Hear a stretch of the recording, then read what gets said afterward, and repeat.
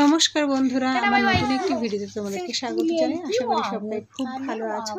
আজকে দেখাবো আমার পুচকির স্নানের ভিডিও। তো দেখো, স্নানের আগে এবং স্নান কিভাবে করাচ্ছি এবং স্নানের আগে আমি কী কী কাজগুলো করি সেগুলো তোমাদেরকে পরপর শেয়ার করব। তোমরা অবশ্যই ভিডিওটা শেষ পর্যন্ত দেখবে, না টেনে। যাদের ছোট্ট বেবি আছে তাদের অনেক উপকারে আসবে আশা করছি। তো দেখো, স্নানের আগে আমি ওকে প্রায় 10-15 মিনিট এরকমভাবে আমি ম্যাসাজ করি। আর ম্যাসাজের জন্য আমি নিয়েছি নারকেল তেল, কারণ ও খুব ছোট থেকে ওকে নারকেল তেল ইউজ করাই। অন্য কোনো তেল এখনও পর্যন্ত ওকে আমি গায়ে দিইনি। আমার বড় মেয়ের বেলায় আমি কিন্তু ডাবর লাল তেলটা ইউজ করতাম, আর এর বেলায় নারকেল তেল ইউজ করি, কারণ ডাক্তাররা বলেছে যে নারকেল তেলটা খুবই ভালো, বাচ্চাদের স্কিনের পক্ষে খুব মানে স্কিনটা খুব সফট রাখে। তো সেই কারণে ওকে আমি রোজ দিন নারকেল তেলই ইউজ করাই। দেখো, মানে এই এক্সারসাইজটা না করতেই চায় না, ওরকম পা সোজা সোজা করে দেবে, মানে কিছুতেই ভাঁজ করতেই পারবো না। এত হাসি পায় আমার এই সময়টা। প্রথম তো আমি খুব হাসতাম যে কী করে পা সোজা করবো, নিজেও খুব মজা পাচ্ছে দেখো। আর ম্যাসাজ করালে যে সুবিধাটা হয়, মানে বিশেষ করে বাচ্চারা তো এই বয়সে হাঁটাচলা করতে পারে না, অতটা বসতে পারে না, নড়াচড়া করতে পারে না। সেই কারণেই কিন্তু ম্যাসাজ করালে, পেটের এই ধরনের ম্যাসাজগুলো করালে হজম শক্তিটা অনেকটাই বাড়ে। তো সেই কারণে আমি রোজ দিন ওকে এরকমভাবে ম্যাসাজ করাই। এছাড়াও কিন্তু হাত পা অনেকটা শক্ত হয়। এরকম এই যে আমি যেগুলো করছি এগুলো তোমরা অবশ্যই, যাদের অনেকে তোমরা জানো যদিও, আর যারা জানো না তারা অবশ্যই এই ম্যাসাজগুলো করাবে, তাতে করে দেখবে হাত পা অনেকটা শক্ত হবে।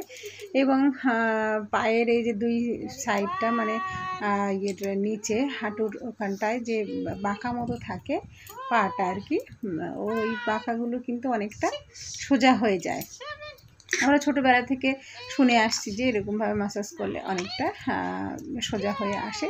তো সেই কারণে একটু টেনে টেনে তেল দিয়ে টেনে টেনে একটু ম্যাসাজ করবে, তারা দেখবে অনেকটা সুন্দর হয়ে যাবে, আর বাঁকা থাকবে না। অনেকের কিন্তু বড় অবস্থাতে বাঁকা থাকে, তো সেটা আর থাকবে না। তো এগুলো আমি জাস্ট একটা মজা করছি, মানে মানুষের পরে বিভিন্ন রকমের এগুলো করতে ওর খুব ভালো লাগে, তাই জন্য ম্যাসাজ করে নিতে ও খুব মজা পায়। তো তারপরে এইসব ধরনের খেলা এগুলো এরকমভাবে দেখো টানাটানি করলেও খুব ভালো লাগে। তো এগুলো করলে অনেকটা ওর মানে ভালো হয়, শরীরের পক্ষেও অনেকটা সুবিধা, আর রক্ত চলাচলটা খুব ভালো হয়। কারণ সারাক্ষণ কোলে আর শুয়ে ছাড়া তো ওদের কোনো উপায় থাকে না। তো সেই কারণে এইগুলো করতে হয়, করলে বাচ্চারা অনেকটা কিন্তু সুস্থ থাকে। আর সত্যি বলতে আমার পুচকি অনেকটা স্ট্রং, কিন্তু ওর একটাই সমস্যা, খাওয়া দাওয়া একদমই কম করে, যার কারণে ওর হেলথটা অতটা ভালো নয়। যখন ব্রেস্ট ফিডিং করতো তখনও তাই, এখনও মাঝে মধ্যে ব্রেস্ট ফিডিং করে, খুব অল্প পরিমাণ খায়, বেশি খেতে চায় না, জানি না কেন। ওর খাওয়া দাওয়াটা খুবই কম। তো না হলেও এমনি কিন্তু খুবই স্ট্রং, ওর খুব একটা ঠান্ডাও লাগে না বা খুব অসুবিধা কিছু হয় না, তেমন কিছু। ঠাকুরের ইচ্ছায় ও অনেকটাই সুস্থ আছে। তো দেখো, এবার আমি নিয়ে চলে এসেছি স্নান করাতে। এবারে দেখো বাথটাবটাতে ও বসতেই চায় না, মানে ভীষণ ভয় পায়। একবার ডুবে মতো গেছিলো, সেইখান থেকে আর ও কিছুতেই বসতেই চায় না। তো এরকম জোর করে আমি বসিয়ে দিই।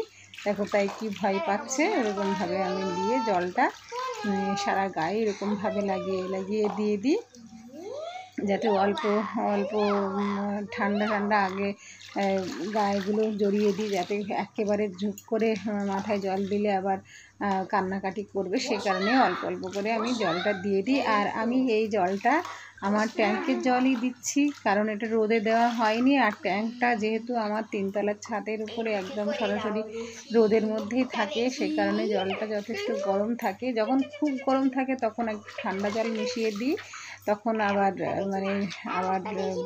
ট্যাঙ্কে জল তুলে তারপরে সেই জলটা একসাথে ঠান্ডা করে তখনই কিন্তু দেওয়া হয়। তো এরকমভাবে দেখো স্নানের সময় ভালো করে গা হাত পা ভালো করে রগড়ে দিয়ে দিই, ডলে দিয়ে দিই।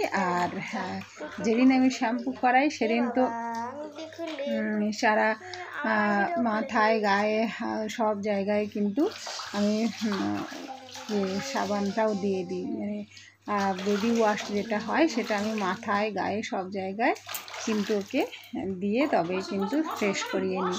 সপ্তাহে একদিন করে আমি ওকে মাথায় শ্যাম্পু করিয়ে দিই, আর 2 দিন 3 দিন এরকম ওকে বেবি ওয়াশ দিয়ে ওয়াশ করিয়ে দিই। তাতে করে ওর কিন্তু স্কিনের কোনো র্যাশ বা কোনো কিছু সমস্যা তেমন দেখা যায় না।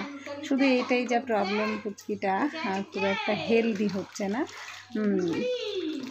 জানি না পরে হবে কি হবে, তবে এখন এরকম আছে, তবে অনেকটা স্ট্রং আছে, এটাই আমার মনে যা সন্তুষ্ট হয় মন থেকে।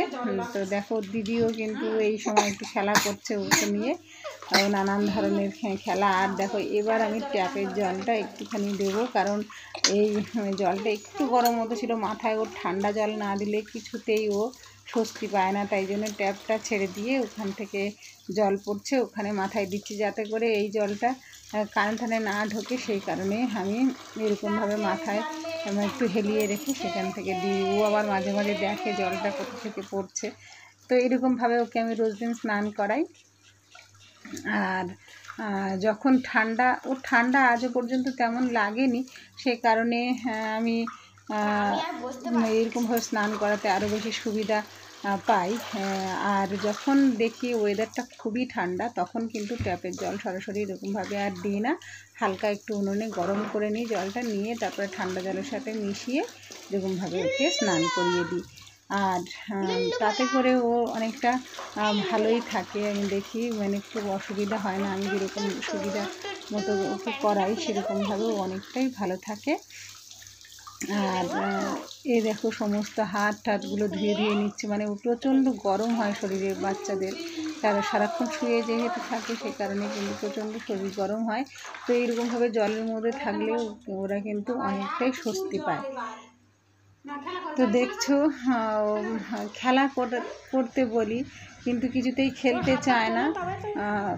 তবুও আমি চাই যে জলের থেকে ওই ভয়টা কেটে যাক, কারণ সেই কোন 2-3 মাস আগে একটুখানি জলে ডুবে মতো গেছিলো, সেইখান থেকে আর জলে বসতে চায় না। কিন্তু আমি চেপে ধরে রেখে তারপরে আমি ওকে একটু খেলানোর চেষ্টা করছি, না হলে পরবর্তীকালে জল দেখে প্রচণ্ড ভয় পাবে। সে কারণে আমি এখন ওকে জলে একটু অভ্যাস করাচ্ছি। আর তোমরাও এরকমভাবে ছোট্ট বেবিকে এরকমভাবে নিশ্চয়ই স্নান করাও, আর কে কীরকমভাবে করাও অবশ্যই আমাকে একটু শেয়ার করো, তাহলে আমিও একটু জেনে নেব।